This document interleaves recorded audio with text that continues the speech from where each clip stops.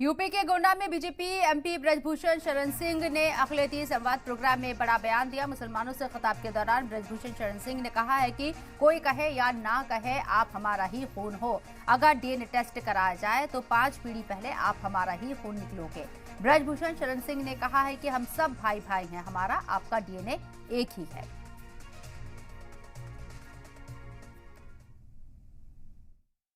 बहादुर पसंद कोई कहे या ना कहे, हम कहते हैं आप हमारा ही खून हो।